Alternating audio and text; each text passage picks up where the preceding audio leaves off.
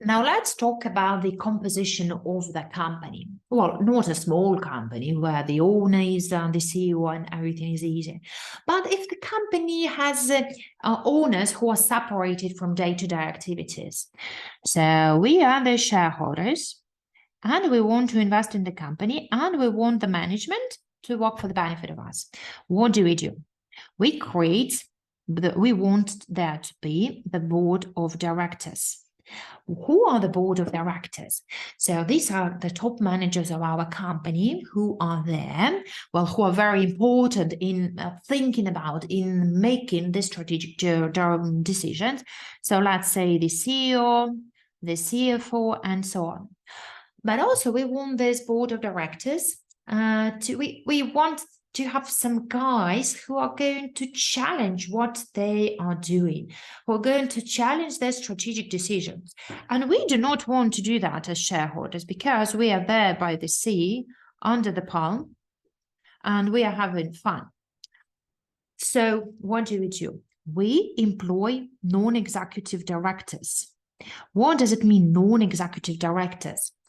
Well, they're called directors because they are present on the board of directors, but the fact that they are non-executive means that they do not work in this company. They are not engaged in day-to-day activities.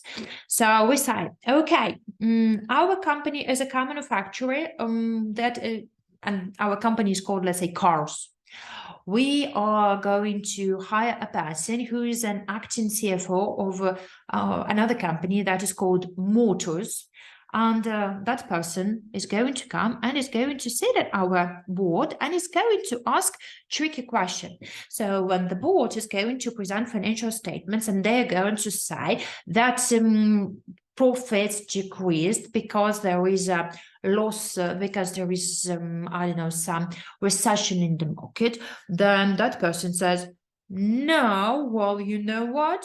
I know that other companies from car industry, they actually have a boom because, well, there were COVID times when nobody could buy a car and no people need to substitute the cars with the brand new models. And yes, there is recession, but it did not impact neither prices nor volumes because there is a line of customers saying, so no, this is not the reason.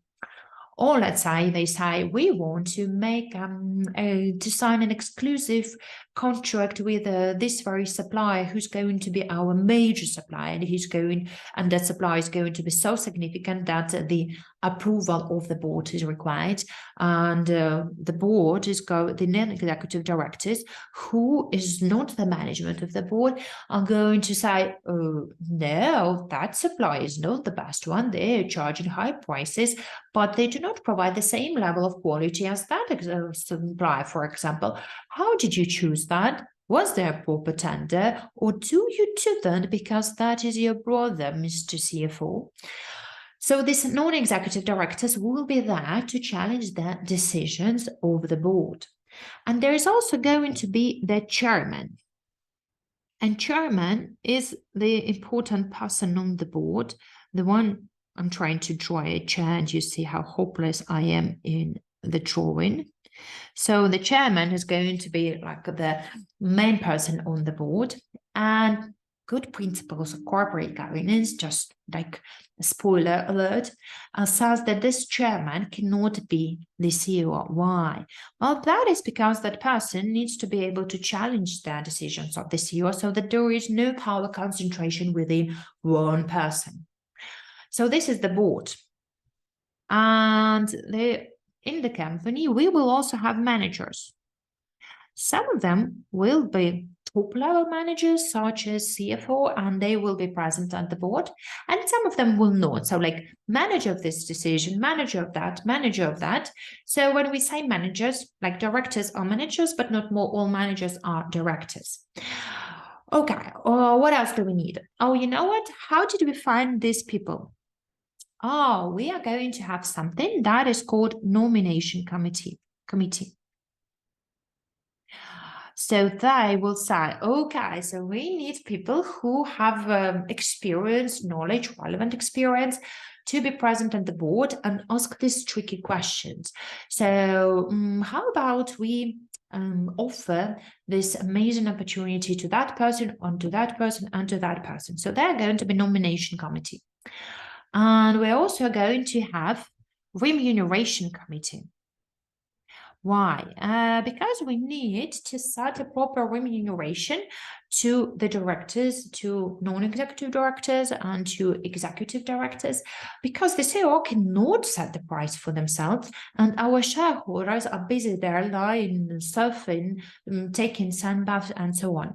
So we need this remuneration committee that will say, okay, we investigated the market levels of remuneration, we updated it somehow to include the complexity of our organization and the social benefits and so on. So like CEO can have this amount of money, CFO can have this amount of money, and we're going to hire non-executive directors at this price.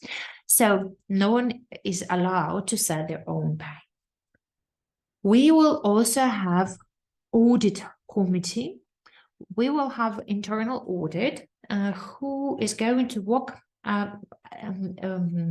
for the company, and they're going to make sure that there are controls in place, and they're working to make sure that everything is functioning properly.